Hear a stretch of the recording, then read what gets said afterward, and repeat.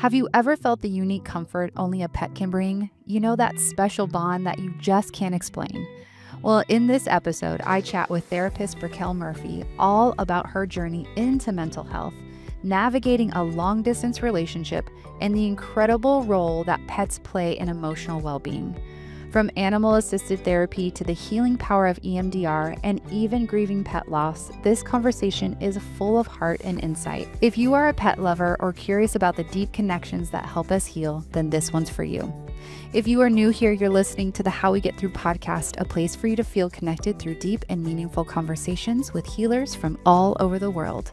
I'm your host, Jen, a licensed therapist and founder and CEO of the How We Get Thru app. And my mission is to bring you affordable and diverse therapy resources to help you get through the hard stuff, all in one place and at your own pace. Welcome to the How We Get Thru community. Welcome back to the How We Get Thru podcast. Today we have Braquelle Murphy. Welcome to the show. Thank you. I'm so happy to be here. So happy to be here. Yeah. So Braquelle, we've known each other for, I guess, a year, 2 years. Yeah. Awesome. Braquelle, did a course on the How We Get Thru app all about long distance relationships. So excited to have you on to chat a little bit about that, a little bit more about your practice. You're a therapist in Maryland, correct? Mm-hmm. Yep. Yeah. So why don't we touch a little bit about how did you decide to become a therapist? Like, where did you, I know, right? Such a loaded question. Uh-huh. Um, I mean, I feel like I always kind of knew. Um, like when I was growing up, my dad tried to kind of steer me towards nursing because he felt like that was like, I remember always hearing what he would say is like, you'll always have a job. You'll always have a job. Like that's what he was like focused on. He's a police officer, so he's like a helping profession, public service job. Um, and I remember always hearing that and I was like, oh, sure, okay. And so I was, like, in school. I was at the community college at the time, and I was a pre-nursing major, and I took one human anatomy class, and I was like, no." This is just Okay. Yeah. I actually became a CNA when I was in high school because they had, like, this program, like, a certified nursing assistant, and, like, did everything, and it was, like, fine. I worked at, like, a nursing home for a little bit, but I don't know, like, when I was in college later on in my education, I was just like, "This is not me." Like, Yeah. and of course, there's an amazing nurses out there, like, we need them, right? And, that class is really important for what they do, but I just remember feeling like I can't imagine, like, spending hours and hours and hours and hours, like, learning about this. Like, I would just kind of get lost in it and, I just didn't wanna learn more about it, and so that day, I what actually happened was I was in the class and we had this, like I forget what she used to call them.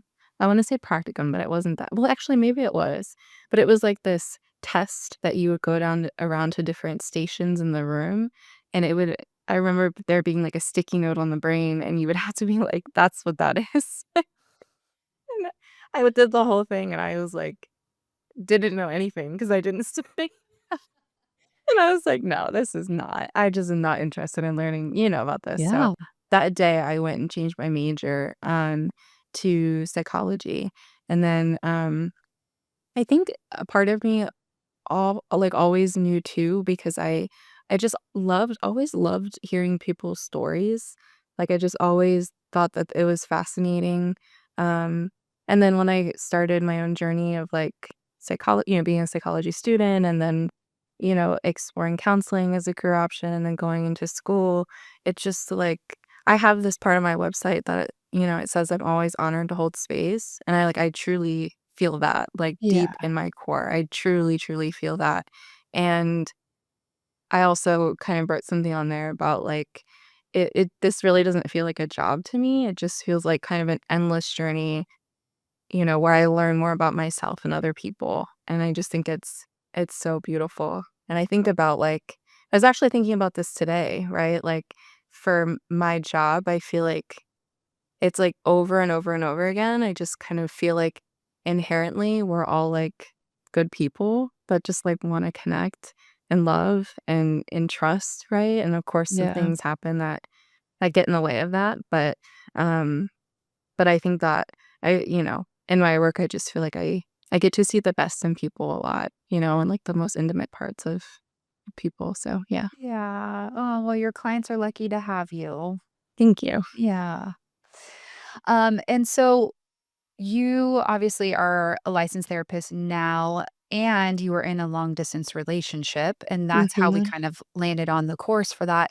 When did you get your I think were you still in your internship and still going to school? What did that look like for you? Yeah, so in the course, I speak a lot about when my spouse joined the military. I was in my undergrad, and so I was an undergrad. He went away to Japan for 3 years, and so that's mostly what I speak about in the course because that was the longest long distance Yeah. relationship that I had, and the most impactful. But when we were in Germany, so he went to Japan for 3 years, and then I stayed home. We were dating at the time, and then, his second duty station was Germany, and so I followed him to Germany. At that point, I was, like, 22, 23, graduated from school in my master's program, and so I did my practicum and internship when we were stationed in Germany. Wow. Mhm. Wow. Yeah. And then what happened from there? Um, we were there for 2.5 years, and finished my practicum and internship, and then we moved back to Maryland. I'm not good with timelines, but Yeah. after 2.5 years, Right. we moved back to Maryland, and yeah, lived in Maryland. We've been living in Maryland since then. We've just, moved a bunch, but, I think that's just kind of we're just those people. We just like to move and be around new spaces Yeah. and stuff, and that's just who we are, but yeah, so that's basically been our lives for the past couple years. And you said it was the longest long-term relationship. Did you have another separate long-term relation or long distance relationship? Yeah, so when we were in, Germany, so I've only had long distance relationships with him. I guess I'll With cover that Okay, first. okay, that's Uh, what was my question. I was yeah. like, "You did it again?" No, but what I really meant was, like, we were in Germany, he deployed for 9 months, and so that was another moment that I was, I mean, really by myself in a lot of ways, and so, yeah, that's when he was gone. I mean, COVID happened too, so that was, like, Wow. a lot at the same time, and got my dog, which made it better in that time to have him. Yeah, and you have a special affinity to animals. Have you like, looking back, was that something you always like, that was ingrained with you, that you could recognize from childhood?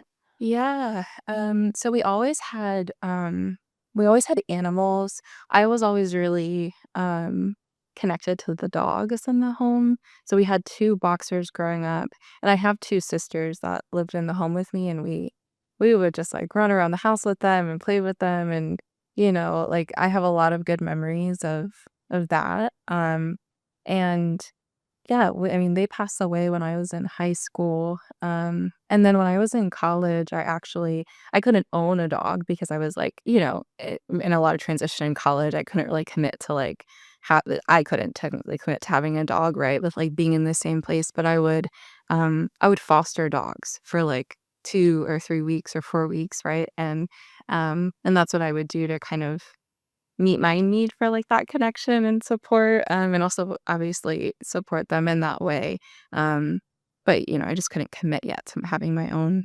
Yeah. And so when you were in Germany, he was away, it's COVID. Is that where you're like, "I need a dog?"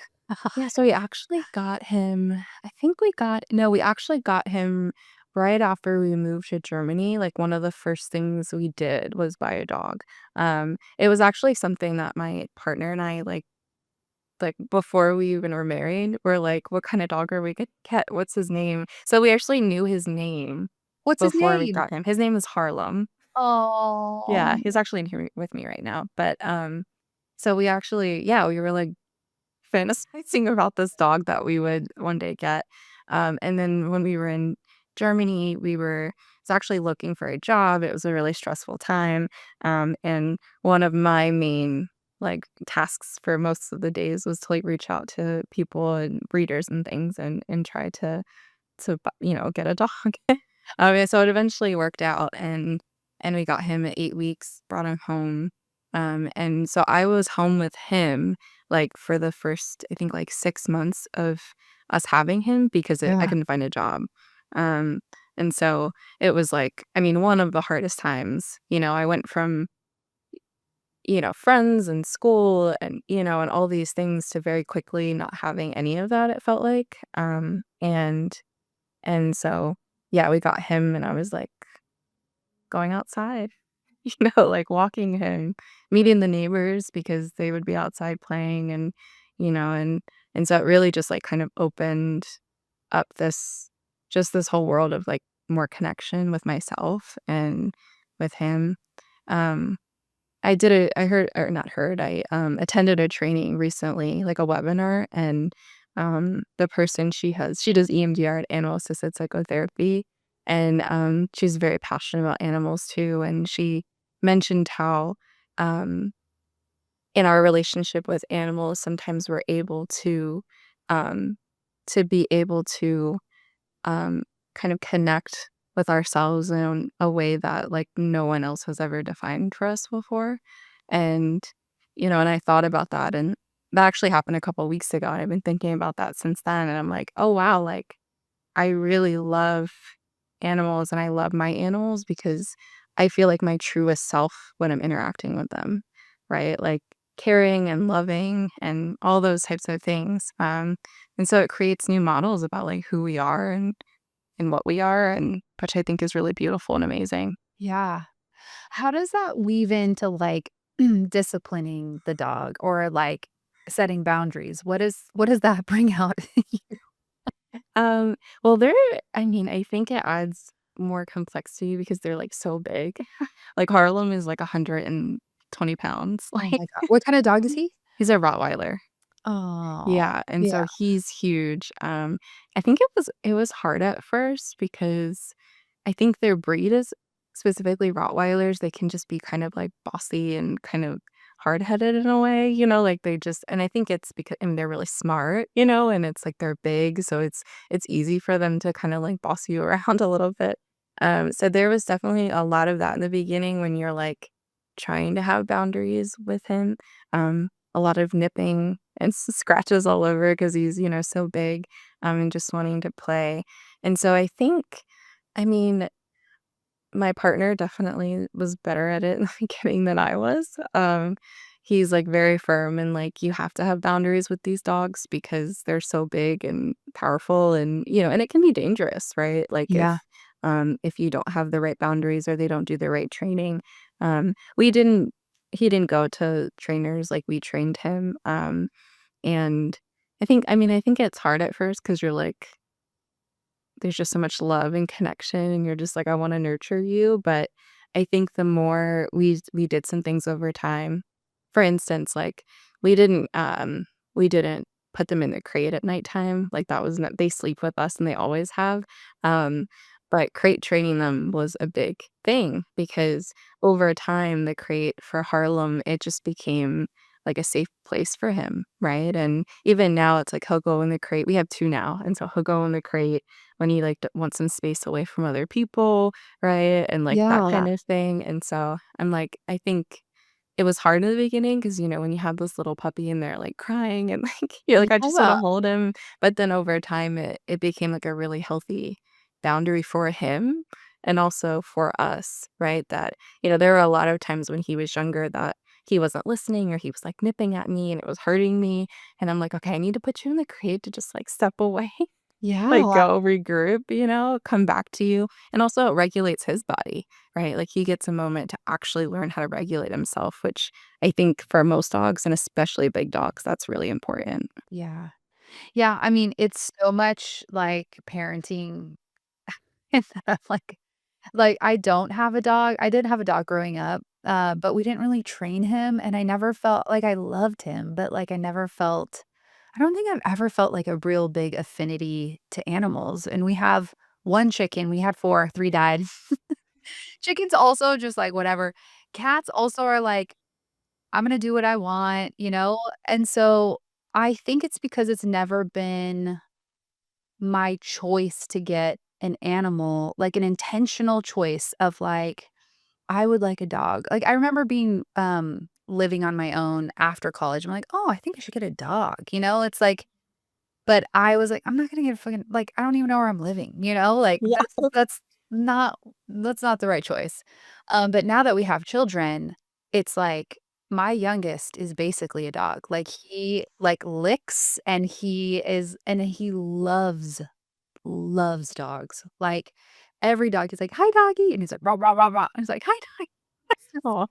So, I think for him, I see the connection that he has for the dog, and so we will get him a dog one day.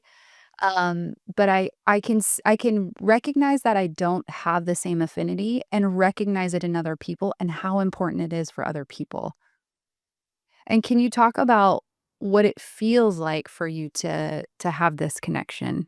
Yeah. I mean, I think that it just goes back to for so many people, like, the attachment that they have with animals in their life is it's one of the most stable and predictable and reciprocal attachments that they might ever have, right? Um, and and I think that me being able to, like, lean into being intentional about, like, my time spent with my dogs and, like, whether I'm on a walk, and I'm like, "Okay, I'm gonna be, like, present with him," um, and even noticing him and as he's, like, smiling and, like, kids, like, run up to him and he, loves it and everyone else loves him Yeah. specifically, and I'm like, um, it's just really amazing to see and to just be a part of that, like, to be a part of I feel like it's just watching people's, like, nervous systems kinda come down and, like, truly be in a space of, Yeah. like, presence, right? Like, I don't know, it's, like, just, like, unlike a lot of other things, Yeah. when people meet well, some people, right? Of course, people have their own histories with animals and, Yeah. not everyone it's not a safe place for everyone, but it's like for people that they do love them, it's just so beautiful to watch and to be a part of, and and so that's, like, one of the biggest things. I also feel really protected by him. Like, I watched a, true crimes documentary the other night way too late at night, and of course, it's like, the short series or whatever, so I'm like, "I'm already in it, Yep. might as well finish it," and it was a pretty brutal one, it wasn't like a Which one was you it? know it was The Night Stalker. Um, Did did you watch that one? something light? Yeah. No, I actually don't watch TV anymore, I only read smut books, so Whoa, I okay. know, it's a habit, but, Yeah, that's scary. oh, yeah, so I was watching it, and I wasn't like, that was in the '80s, like, I wasn't alive, Yeah. like, when this happened, so it's kind of like, the other ones that were, like, bigger during that time, right? Like, I didn't really know much about it, um, and yeah, and so I'm, like, watching it, and I'm like, "I shouldn't be watching this," and thankfully, I didn't have any, like, bad dreams, but I just, like, woke up feeling weird, like, just a weird thing to, like, Yeah. be on your mind as you're, like, about to go to sleep. But anyway, I mean, I just, like, laying in bed with, like, the 2 big dogs, and I'm just like, it truly does feel like a type of protection that, is unlike anything really that I've ever experienced. Like, they just like, Har if he had to, like, Harlem would protect me. Yeah. Kodak is our other one, right? Like, he would protect me, and I just think that that's also beautiful too that they're just so devoted to you, Yeah. like and that's just a Mm, really beautiful and then I am to them, right? And it's just a really beautiful, thing. And I think in terms of, like, my nervous system coming down, like, I think that they're an integral part of, like, at the end of my day or even during my day, like, leaning down and petting him or putting the window up so they can just, like, sniff outside for 10 minutes or something in between session, walking outside with them at the end of the day. I'm like, it just my nervous system really likes it and, like, comes down into the green and, and it feels good. yeah. We've watched my dad's dog, for, like, 3 weeks while they were in Spain, and my son, again, was, like, in heaven. My daughter also loves him, but or her, and I have a picture of them, like, falling asleep together on the floor, and it is, like, the cutest thing, and they both almost have, like, similar hair color, like, both wavy and blonde, and I was just like, this is so important for him, and obviously seeing that is, like, to see your kid care for something so big Yeah. is also like, "Holy crap," like, you are capable of so much love, and Mhm. it's just a wild thing Mhm. to see. Yeah, and I think that like that's been a big part kind of as I'm, getting older and exploring, like, motherhood or no, right? Like, and all of that, it's like, um, like, the mothering energy is already there with them, Yes. Yes. right? And so I think if I wanna, like, lean into imagining what that might look like, I already have a foundation of, like, "Well, this is how I might respond, and this is, like," when I'm frustrated, it's like you're already building those pathways around, like, what type of, caregiver you are, um and again, I think for me, it feels big, like, if that's really not something that I had ever seen, right, or experienced, like, to be able um to have experiences where I can kind of explore myself in that way feels really important. Mhm, and with your partner as Yeah. well. Like, Yeah. Oh, how for are sure. we communicating? Yeah. Yeah. Who's doing the walks? Who picked up the poop? Who's Yeah, getting dog food? for Yeah. sure. I was in here the other day working and, my husband, like, knocked on the door and I did well, was kind of in between and not working with clients, and he's like, "I'm just coming to see the dogs."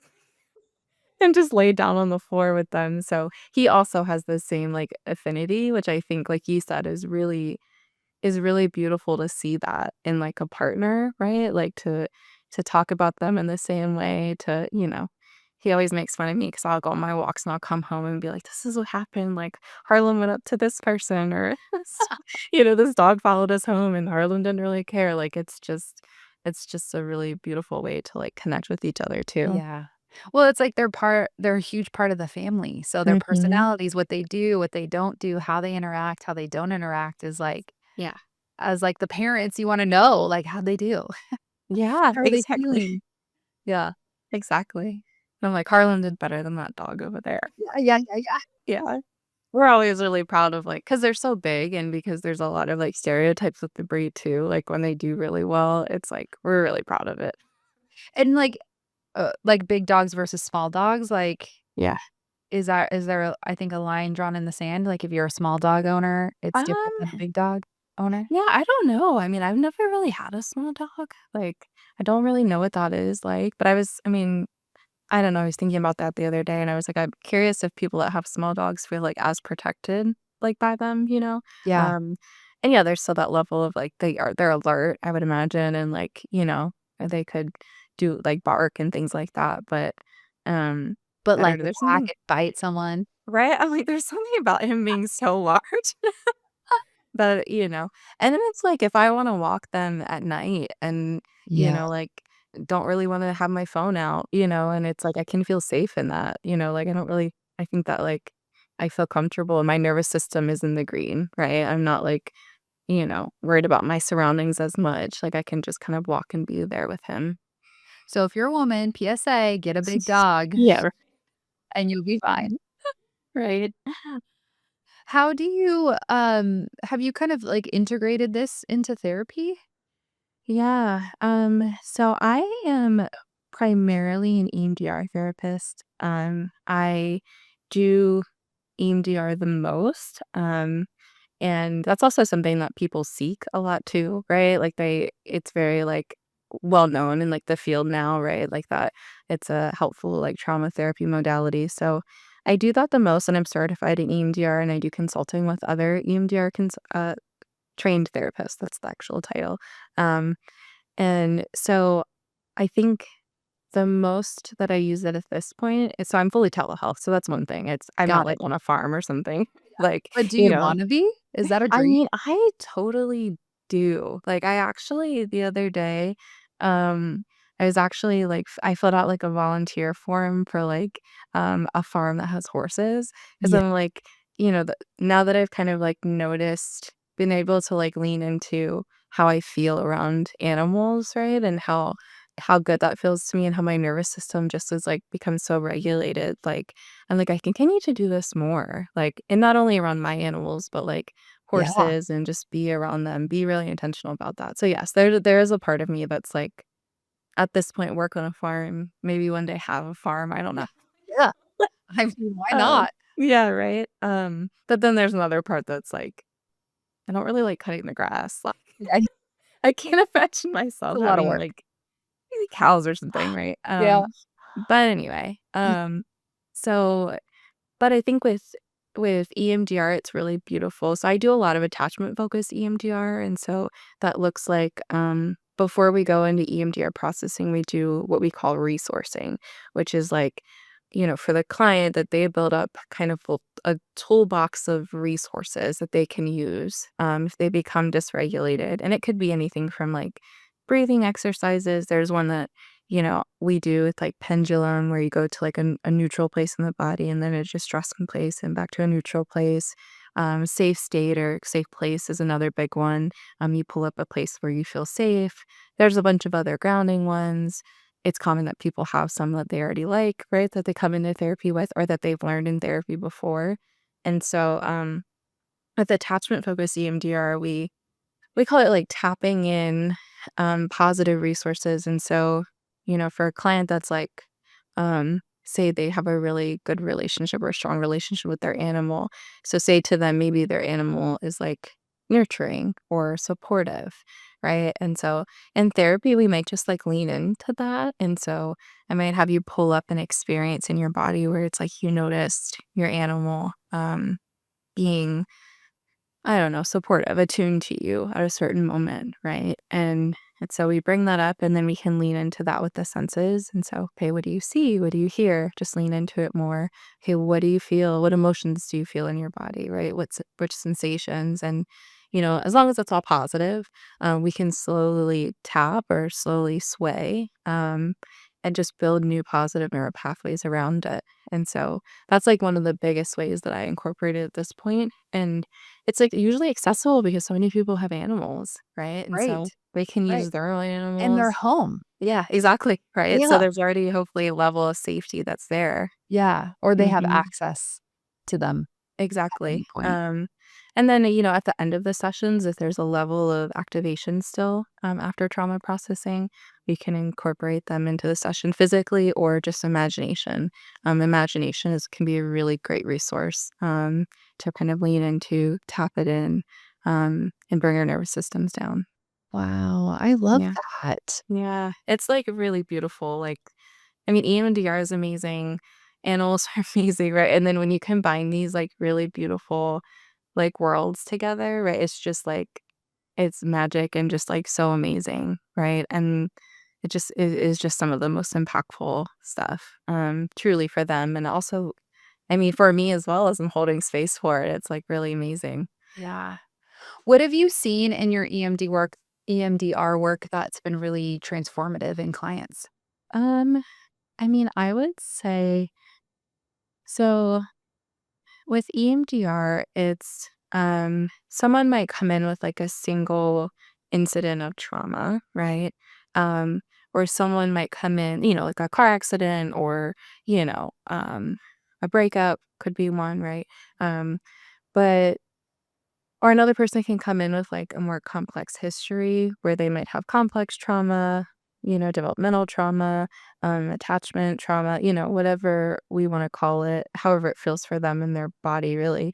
And I mean, I would say that it's pretty extraordinary to see like this thing that's affecting someone so much. We set it up in phase 3, which is like we basically activate the experience in the way that we store it in the body. And so that's usually with an image, a cognition, right? So the meaning making that we, have from an event.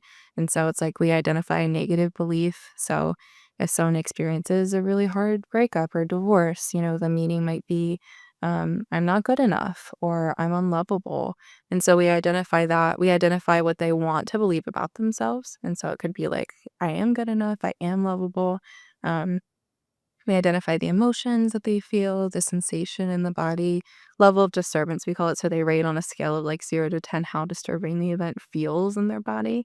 And then at that point, how much they believe the positive cognition on a scale of 1 to 7.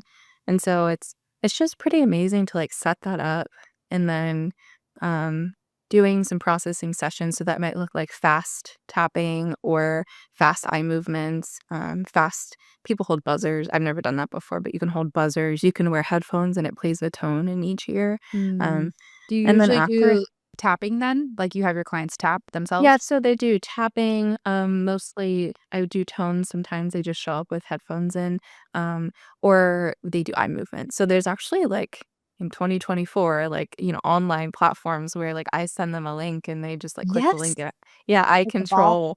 Yeah. Oh, wow. Yeah, which is pretty amazing. So so yeah, I mean, it's pretty extraordinary to see something that, it feels so heightened in the body just become less heightened, like, it just becomes less impactful, and it truly happens with, like, you know, we set it up, we access, the memory, sometimes people stay on the same memory depending on the way that their brain wants to go, the with EMDR, we really have, like, um, as EMDR clinician is the belief that the brain innately wants to heal, right? In the same way that, like, if you get a scrape, you don't have to tell your body to heal that, right? Like, it innately wants to do that, and so we kinda set it up and get out of the way, right? And so if their brain wants to go to, like, all of these associations connected to the memory, then we just, like, allow that to happen. I direct it where I need to, but it's just pretty amazing for someone to get, like, to the end of this association channel, and they're like, "I feel neutral." And I'm like, "Wow." Right? Like, that's pretty Yeah. amazing, right? But like, "I don't feel anything." Or it's positive, right? Or they're feeling positive things, and then we continue, and then once the disturbance is down, we move on to going back to that positive cognition, right? So that's the cognitive shift piece of it. So, Yeah. right, we're working towards them believing, "Oh, I am good enough," right? And that's pretty amazing to see as well, like, the scale is, what is it? 1 to 7. 7 is the most true, right? And after one session or after multiple sessions, I mean, it depends for everyone, especially depending on the type of trauma and how much trauma, but, it's pretty amazing for them to experience the disturbance going down and then the cognitive shift happening, right? Yeah. You know? And then after that, we do a body scan, and then they're like, "Do you feel any sensations?" "Okay." "No, no sensations," and that's it. Like, Wow. yeah, it's pretty amazing to see. I mean, I feel like every part of it is like, "Wow, Mhm. this is pretty cool." Would you recommend people doing EMDR if they're afraid of dogs? Um, I feel like I mean, I feel like, yeah, like, if they really if they wanted to, right? Like, because I know some people, like, have had their own experiences, you know, are okay with not being near dogs ever again, right? Like, and that's fine. But yeah, I mean, I would say that it can be really helpful, in processing that material if the person wants to. Yeah. Um, yeah. It's almost like exposure therapy in some Mhm. way where kinda like rewiring what a resource can be, like and Mhm. also again, like, I know we're talking about dogs, but, like, that not all dogs are the same and how to, like, find safety in the world as you walk around your neighborhood or Yeah. see a Yeah. dog that's, like, not on a leash or Mhm. Yeah, and I think that that's an opportunity, like, if they have ever had positive experiences with animals, that we can, like, draw upon that, right? Like, yeah. we can bring that up in the body, we can explore, okay, how do you know when your body's in the green around an animal, right? We Mhm. know, Yeah. we, like, co-regulate with them. We know when it's in green. Okay, what are our cues, right? And I think that, with polyvagal theory, with like being able to like track your nervous system and do all of that, that can be really helpful too. Like where are we at, what's going on, right? All of that. Yeah. Are you planning on getting another dog? Well, we have 2 now, Yeah. so I think we're at our max. Yeah. That it's a lot of dog, and I actually walk them separately because it's like, if they It's crazy. with yeah, they could, like, it's with 2 of them, they could literally overtake me and, like, rule the world or something.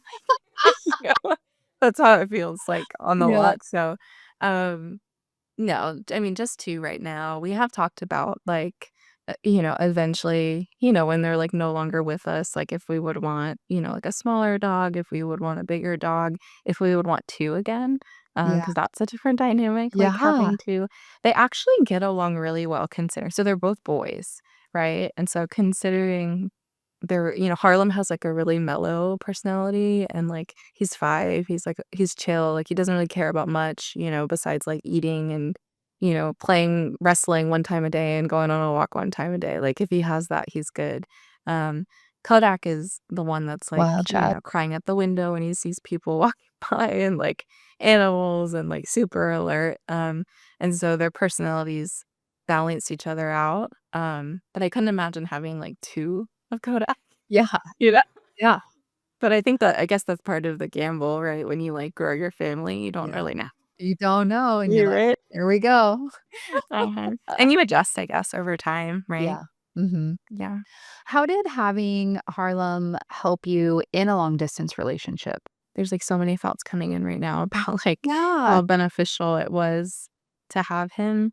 Like I said, like, when we got him, I was not working.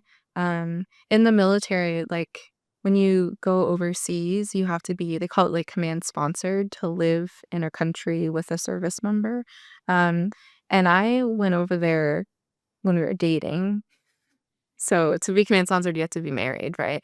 Um, Uh, and so, with that came like I couldn't drive a car, I couldn't get my license, I couldn't work, right? Like literally everything was like just me, in the house. And of course he was still working, and so um, it just became like a lonely. reason to like leave the house. It became like a reason to, go take a really long walk.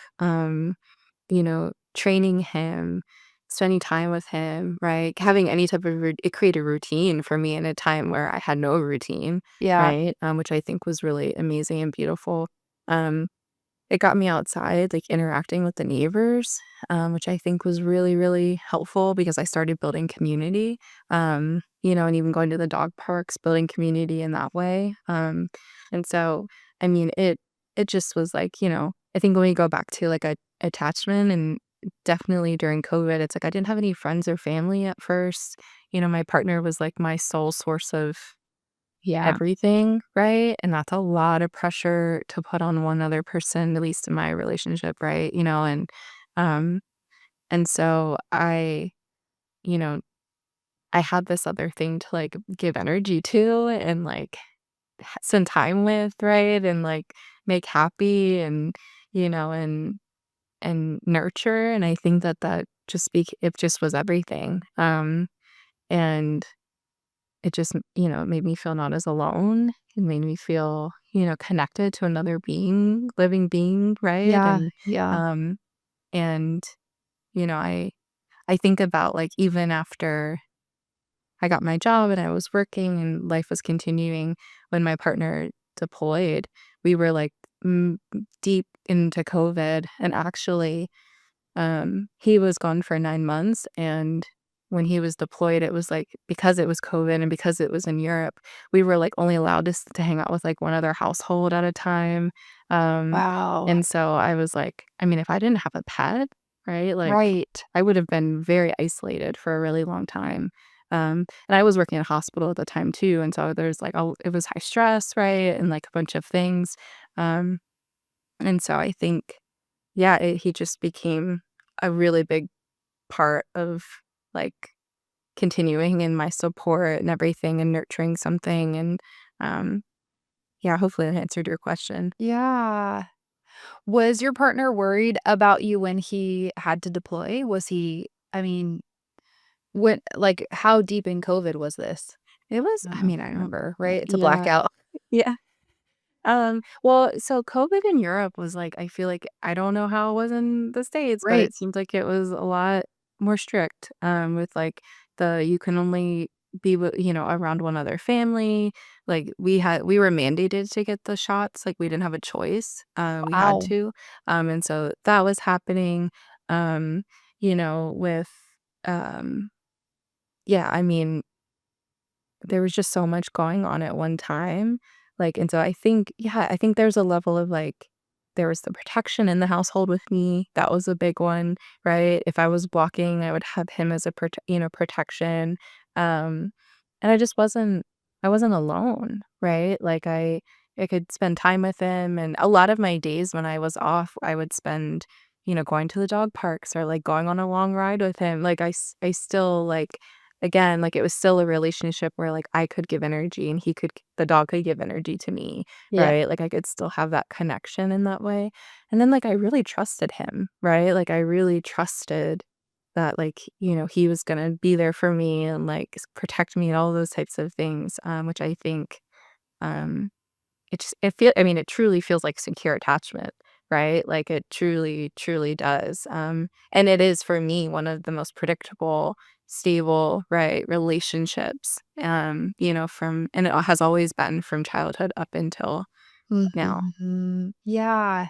And dogs are known for their loyalty, Mhm. and it's like that you could even, like, talk to them and they, like, respond in some Yeah. way, like, Yes. literally, like, ride or die, like, they got Mhm. you, and that is, I think, a unique experience, with children or with people. Mhm. They have another I mean, it's just another human being, so you're kind of it's a mixed bag with that, where I feel like dogs are very black and white in some way of, like even, like, the idea of, like, saying owner and pet or owner and dog, like, Yeah. there's a respect and a loyalty that you can't really get from any other relationship. Yeah. Yeah, truly. I mean, it's truly like yeah, it truly is, like, can be so fulfilling, and even when I'm in, like, working in my office all day, he's, like, right here, like, refuses to, like, go like, he just follow they both followed me around, and I think even with that, there's a level of, like we joke about Kodak, he's, like, a curious dog, like, we'll be, like, in the cabinet, like, getting something, and Kodak's, like, right there, like looking in the cabinet, like, that's his energy, and I'm just like, it's so innocent Yeah. and pure, like, he's just like we're the Totally. greatest thing to him, I don't know if you've ever seen those pictures where people are, like, on the top of a mountain, and they're, like, taking a picture of the view, and then, like, their dog is in the frame, and the dog's looking back at you, like, and that's, like it's so beautiful, right? Because to them, like, we're the best thing ever, right? Oh, Like, and I know. yes. I know, I know. You need to get a If I need a dog. picture like that. Yeah. I actually have a tattoo of my dogs on my arm. This is Yeah. so weird, I was gonna ask you.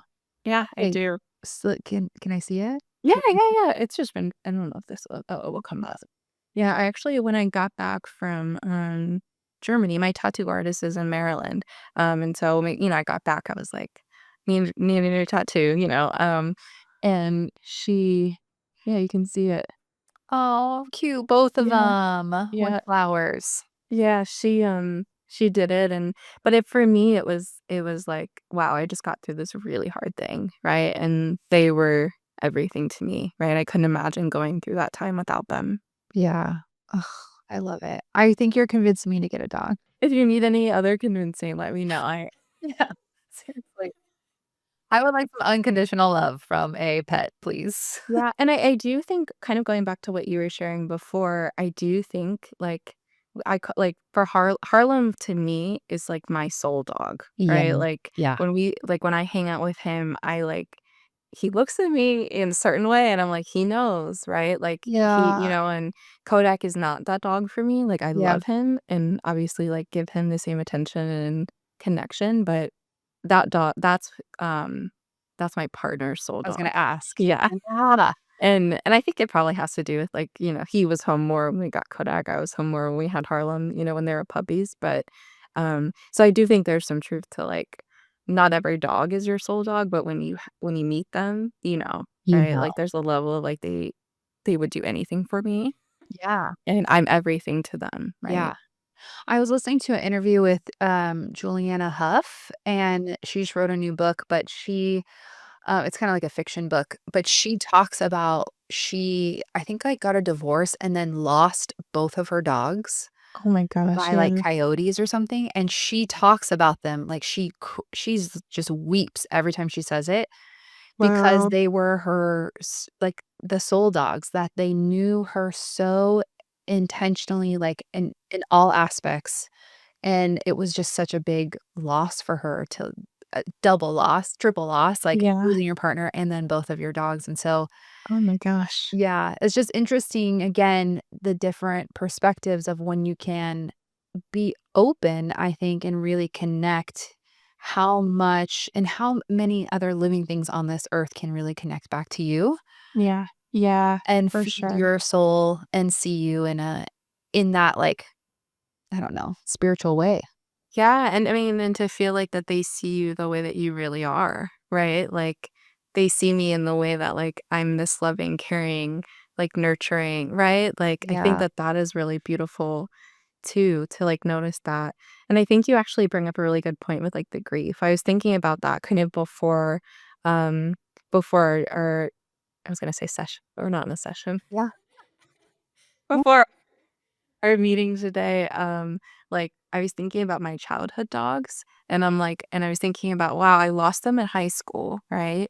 And that was my first introduction to really grief, Yeah, right? Which I was like, wow, I mean, grief is obviously a part of life, like, we're all going to experience it, but that was, like, the deepest level of grief that have ever experienced, right? Um, and I'm like, what a yeah, like, it's just, like I think an important part of, of like life. yeah, Yeah, exactly. Um, and when I think about, like, children having access to that too, right? Like, that soul experience, but also, you know, experiencing that really big part of life, I think can be really important. yeah, and I mean, obviously, like, our pets are having a chicken and a fish, Yeah. and we've had 3 of them die, and so we talk about death openly and try to make it as neutral as possible, but obviously there is you guys, one time our chicken died unexpectedly, and then I made an entire, like, whole chicken for dinner.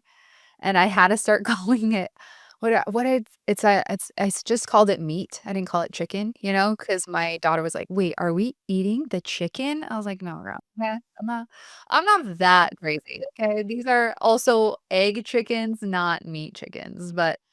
Um but anyway, it is a part of, like, loving something unconditionally and letting Man. go of Yeah. something or staying connected to it somehow. It can be it's a hard lesson, but a life experience. Yeah, exactly, yeah, and I remember when my dog had passed away and I reached out to a friend and their response was like, "That sucks." And I, like, will never forget that because 'cause I'm like, "Oh, they've never I don't get it. experienced a dog." Like, they don't really know what that is like, and so I think there's a level of, like, when you experience, again, like, the same that type of loss to that degree, right? Like, the depth of that, like, we can show up for others in a different way too, Yeah. right? Like, and we can hold space for others in a different way and empathize in a different way when we know that, Yeah, and yeah. totally. Yeah. Raquel, this has been such a beautiful conversation. Thank you so much. Yeah, of course. I'm so happy to talk about this Yeah. and share. Yeah, so if people wanna do EMDR, where can they find you?